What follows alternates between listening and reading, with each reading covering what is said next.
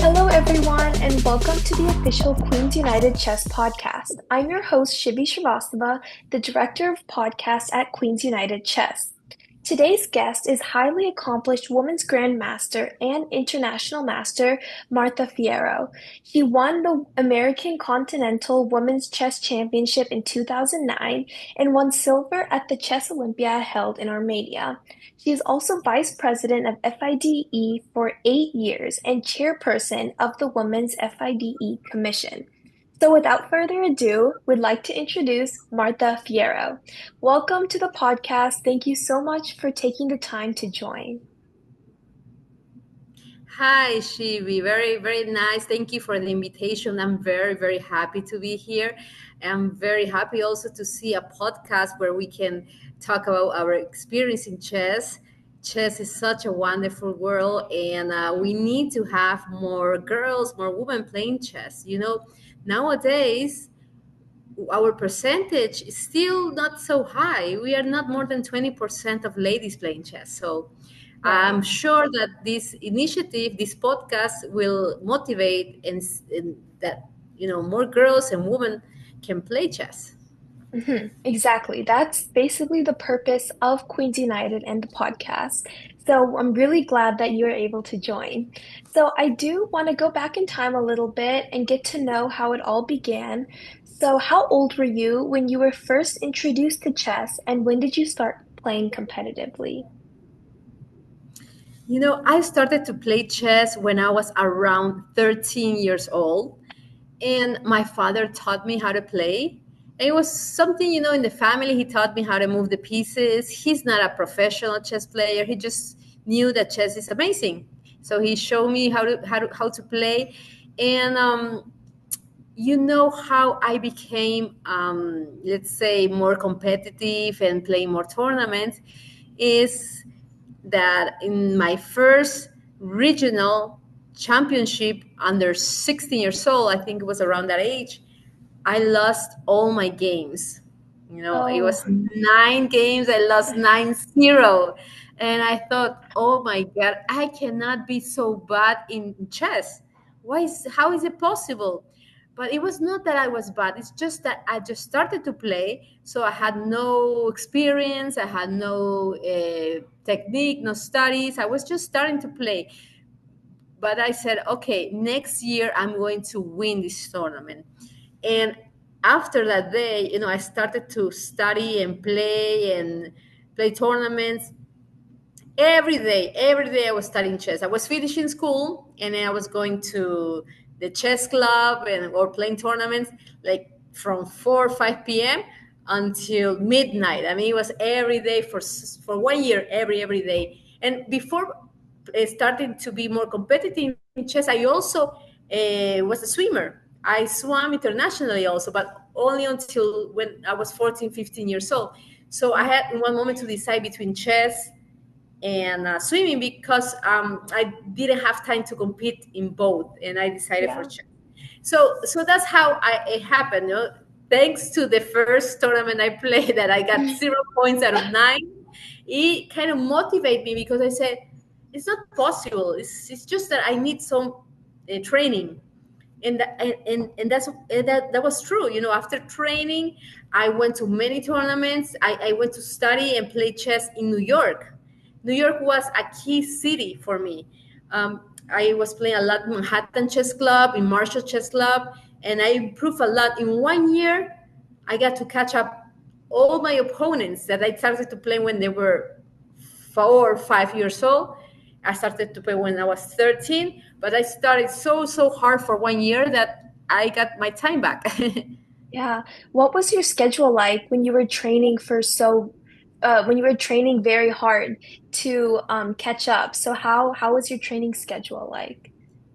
Okay, after I did my homework, because this was very important first to do my homework, and then I when I was in New York, mainly I went to the chess club, let's say starting 5 p.m.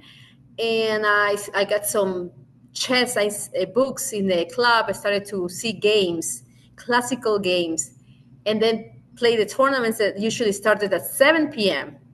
So I finish around every time I play 11, 12, and then I had to go back home. My mother was with me all the time. I could not travel by myself at that time. Mhm. So then when I was doing more competitive training, when I was already becoming woman grandmaster, international master, um, I had to do around 6 hours of training apart from playing, because when you have to study openings, middle games, end games, and openings, you have to really understand, not only know the moves, but understand structure, end games, how from those openings you can head to end games, and many things. So I was studying a lot. I was doing puzzles, also combinations, and but I really enjoy studying with another person. It was a little bit difficult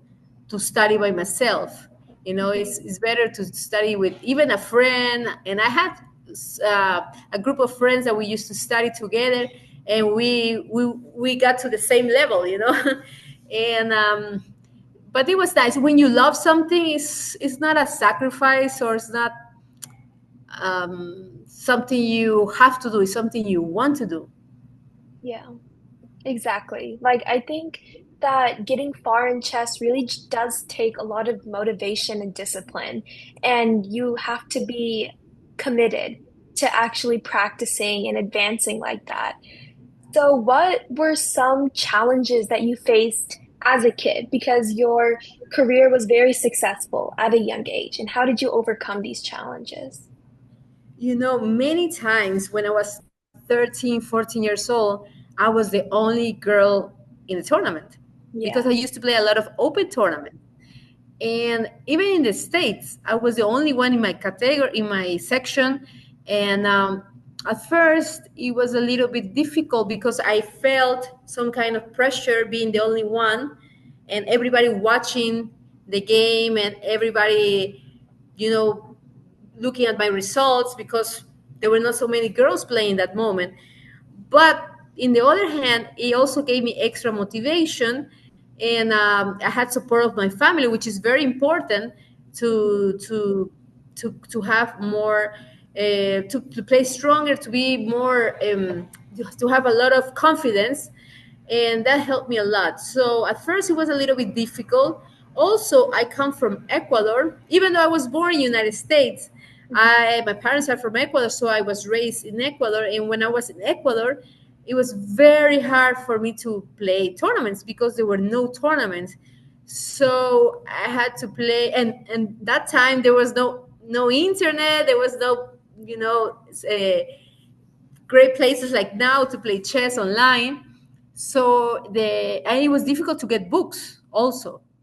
I mean, it was very difficult to get updated encyclopedias, Mhm. yearbooks, and so that was hard. And also, there were not um, certified trainers at that time here. Mhm. So when I was in Ecuador, it was difficult to progress, but I was lucky to get the possibility to fly a lot to United States and practice there in the clubs or open tournaments. So that helped me a lot in my level. Mhm. I became a stronger player playing in United States. Yeah. So that actually brings me to my next question. So has being born in the US and then having an Ecuadorian background, has that influenced your chess experience at all? I know you mentioned the some lack of resources, but is there anything else that really stood out to you of having like a cultural background? Well, okay, being born in the United States helped me a lot Hmm. because I could travel everywhere without having problems as other Ecuadorian players have, like visa issues or Yeah. other difficulties. And so it helped me a lot. And being from Ecuador also, and when I started to win like Pan American championships, I did get support from in that moment from a government or from a sports ministry. And so I got support from the country to go and keep on playing and represent Ecuador in a few international competitions. So I had the opportunity to travel and get support to travel. Mhm. Okay, that's really interesting. I especially when you said that being the only girl at a chess tournament, that is what a lot of Queens United members relate to because there is still a very large gap between male and female participation in chess. So, what kind of advice would you give to any female chess player who's looking for a more inclusive environment? Okay. First of all, in general, you should love chess. You know, when you love something, uh, is really you're happy when you do it. No, in this Yeah. case, you love chess. You're happy playing chess. Sometimes it's difficult when you are the only girl. In sometimes even in chess lessons, there are two girls in a group of 10 boys, and you might feel some kind of intimidation. But chess, in chess, it doesn't matter if you are a girl or a boy. It matters how you play. And if I did it and then other players did it, they can do it. So they have to be um, confident. They have to know that they can do whatever they concentrate in achieving. Mhm. So, and also, nowadays there's not like before there was only one girl. Now there are more girls, so it's good also to make a group, because it's also chess is social. So apart from playing, you become friends, and it's our friendships that never end, and from different countries. So what I can advise them is to give chess an opportunity. That at first it might seem like a hard game. It might seem like a game where there are more boys and men playing. But the more opportunity you give chess, the more you will see more girls playing chess, more opportunities. You will feel even much better winning tournaments when you're the only girl. I have won the overall championship in Ecuador, uh, where I was probably one of maybe there were only three women. I was already Mhm. uh, grown up. But Mhm. the important thing is to really believe in achieving whatever you want. Mhm. If you really work hard, it will give you even more motivation to be not the only one, but not so many. I mean, you can, because with your example, you are showing other girls, other women that you can do it, and they should become chess players. And the more we are, the better we will be, and the more opportunities we will have. Mhm.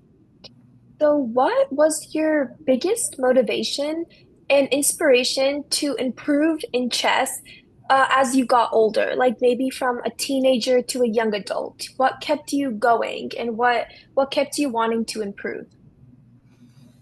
Okay, well, in general, is that chess had so much information that every time I was Mhm. playing something, there was something I didn't know. Yeah. So I was curious in understanding and in learning new possibilities in chess. Also, my dream was always to go in a podium and get the number one medal in some kind of important event like world championship. And when I was a junior player, I was very close many times to achieving this medal. I wanted the first Mhm. place because I wanted to be number one, and I really worked hard. But when I was a junior, and maybe even a young adult, I did not achieve that.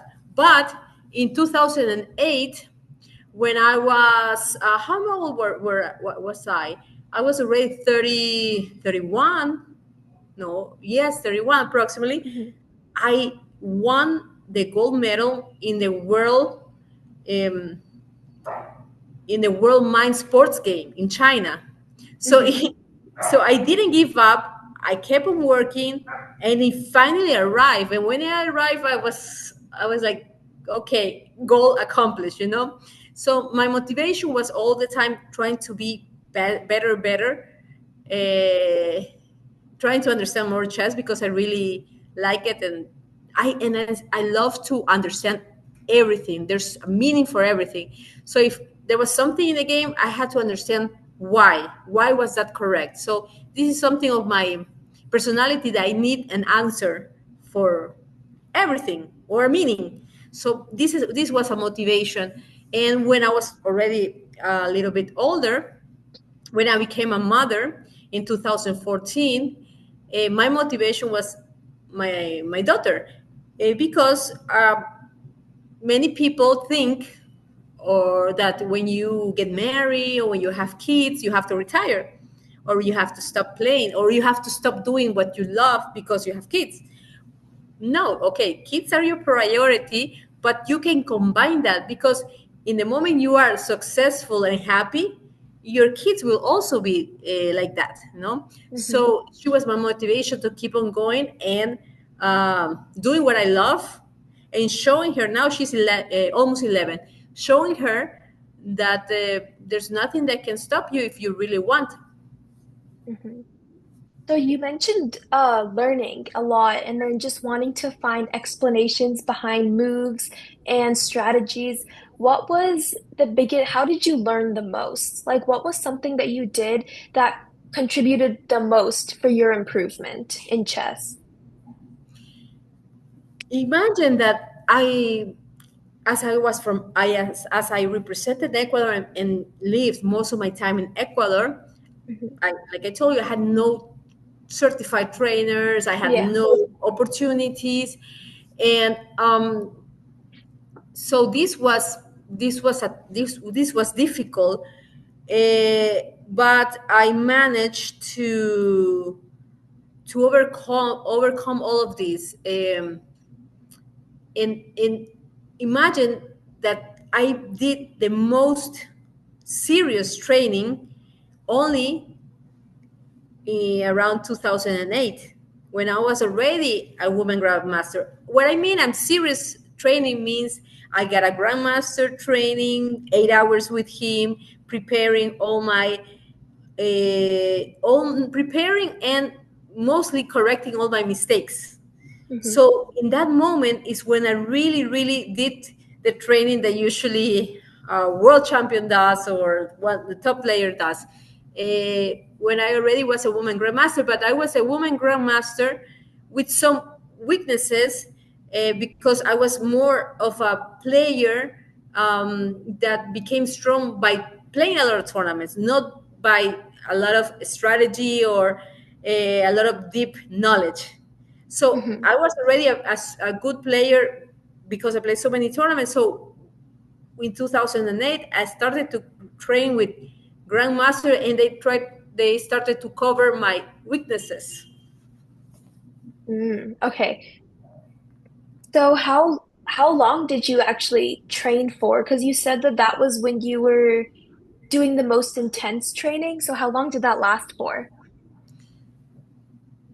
Many years. I was 2008 until around 2013, because I also, apart from training myself, I love teaching, and I Mm, have always taught, even since I was very young, 17, 18 years old. I love to teach small children, and also adults, like adults over 65 years old, that because they help, it just helps them a lot. So I love teaching that range of students.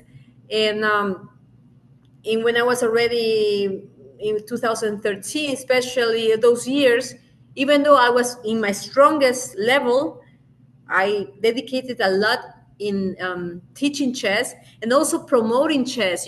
I did a lot of social projects in in Ecuador, not only in Ecuador, like teaching chess in neighborhoods where they had a lot of um, they didn't have opportunities, where a mhm, lot of delinquency, a lot of criminals, and that's where I put a lot of chess, and then I had a lot of kids playing chess. So I love this. So in one moment, I could not keep my very high competitive level going around playing everywhere because I had other interests too Yeah. that covered chess with chess, but different, not competing, but promoting. hmm So currently, you are a chairperson for many organizations. Do you still have time to play chess competitively, or are you focusing on something else? I play not as much as Mhm. before, but for example, in December 30, I was playing the World Championship in New York. Mhm. But of course, I have not the preparation and training, and then also physically, you have to be in shape. You have to have good resistance because chess, you play a game of 6 hours, and if you don't have good physical preparation, after 1 2 hours you're tired and you cannot Mhm. analyze, calculate nothing. So I don't have the same level of preparation now that before, but I do play tournaments. I have played a few tournaments in the States, open tournaments, Mhm. not official. Well, the World Yeah. Championship was official, but I want to play some Pan American tournament soon, and I want to try to get first place as I did it a few times before. So we Mhm. can we can always, chess is such a beautiful sport that you can do it since you are very young until you are older. So we'll keep Mhm. on fighting until the end. Yeah. So going down the road, where do you hope to see yourself in chess in the future? Do you want to take a more teaching role or again, like getting more competitive? Teaching. I love Okay. teaching, and especially doing social projects. I want to see chess in places where it will be very difficult to arrive. In very small towns, where children don't have opportunities as in Mhm. other places.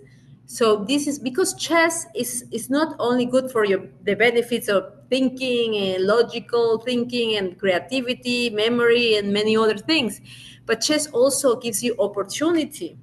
In the States and other countries, there are scholarships for Mhm. university if you play chess, and you don't need to be a strong, very very strong grandmaster. They give you opportunity to become a stronger player and also to study your profession. So chess gives you a lot of opportunities. So that's why I want to introduce chess to places where they have less opportunities. So in this moment, this is my priority because I know that chess makes a difference. Chess can help improve very difficult social situations, especially for kids. Here in Ecuador, we have a very difficult time with young kids becoming criminals, 12, 13 years old, Mhm. killing the other people. So because they don't have opportunities, they don't have other choices. So that's why for me nowadays this is like priority. Mm. So have there been any specific efforts that you've taken to achieve your goal? Yes, yes, we have a project that's called ajedrez, which means chess, Mhm. and tu barrio, which means in your neighborhood. So we have entered very, very um, vulnerable neighborhoods where many times not even the police enter. And we have taught young adults to play chess. And these young adults, after teach their children in their territory, in their neighborhood. And these young adults get paid to teach. So in this way, we help these young adults not to go out to rob or kill, but to teach chess, get some kind of income, and then at the same time benefit their own children from the neighborhood. So we have in one neighborhood, which is very, very difficult here in Guayaquil, we have like 300 kids. Wow. And we have other neighborhoods that are difficult, not as much as that one, but we have 100 kids. And so there are projects that many people think that chess is only for smart people. I think chess, everybody can play chess, but what I think is chess makes you smarter, but everybody can learn. So it's like when you go to the gym and you keep on every day, weightlifting. At one moment, Mhm. you're going to have muscles. And in chess, you keep on making your brain work as so it's going to improve. That's amazing. Like what that organization has done. I completely agree. I think chess can positively impact so many people's lives just because of the aspect of critical thinking. And I think that critical thinking really can change someone's life just because it kind of gives them purpose. So I think that organization is just amazing. So yeah, just to wrap up the episode, I just have one last question. Do you have any advice for young, aspiring people in chess who want to learn? Okay, first advice is never to give up. You will Mhm, have tournaments where you're going to lose a lot of games. But this is part of growing. This is part of becoming a better player. And when you have in one moment you have some down results, you'll see 100% sure if you correct those mistakes, then you're gonna see a peak. You're gonna go up, and in chess and in general, you cannot be all the time on the same level because that's not only fun. Because you're the same level, it means you don't improve also, no. So in mhm, chess, you will lose some games, but the important thing is never to get upset. You have to enjoy the game. You should not think about results. You have to think about making the best game you can, and also not to be so critical with yourself because you're not perfect. You're going to make big mistakes. Even Carlsen makes big mistakes, who is an incredible player. So it's important that you understand that we all make these mistakes, and that should not let you down, and mostly it should make you improve. And after you lose a game, you check your mistakes, and bye bye. Tomorrow is a new game. This is very important. Enjoy chess. Don't think about rating, don't think about results, because the more you enjoy the game and you study, the results and the ratings are going to come by themselves. mhm. That's great advice. I think, yeah, just focusing on learning is very important, especially for young players.